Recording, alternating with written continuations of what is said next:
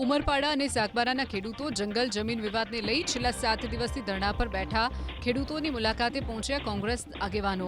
કોંગ્રેસના ધારાસભ્ય અને વિધાનસભામાં કોંગ્રેસ પક્ષના નેતા તુષાર ચૌધરી, વાંસદા ધારાસભ્ય અનંત પટેલ, પૂર્વ ધારાસભ્ય પીડી વસાવા અને સુખરામ રાઠવા સહિત કોંગ્રેસ આગેવાનોએ ધરણા કરી રહેલા ખેડૂતો સાથે કરી મુલાકાત। તુષાર ચૌધરી અને અનંત પટેલે ભાજપના સાંસદ મનસુખ વસાવા અને ધારાસભ્ય દર્શનાબેન દેશમુખ પર સાધ્યું નિશાન, તો અનંત પટેલે સાંસદ અને ધારાસભ્યના રાજીનામાની કરી માંગ। તેમણે આરોપ લગાવ્યો કે પોતાની જ સરકારમાં સાંસદ અને ધારાસભ્ય ધરણા પર બેસવું પડે તે શરમની વાત છે। તેમણે રાજીનામું આપી દેવું જોઈએ। આમાં બે જિલ્લાનું રાજકારણ ચાલી રહ્યું છે અને બે જિલ્લાના રાજકારણમાં ભારતીય જનતા પાર્ટીના આગેવાનો જ છે સામસામે, એટલે એક જિલ્લાના આગેવાનોને બીજા જિલ્લાના માનીતા નથી, એટલે એને હેરાન કેવી રીતે કરવા, એને કેવી રીતે રોકવા?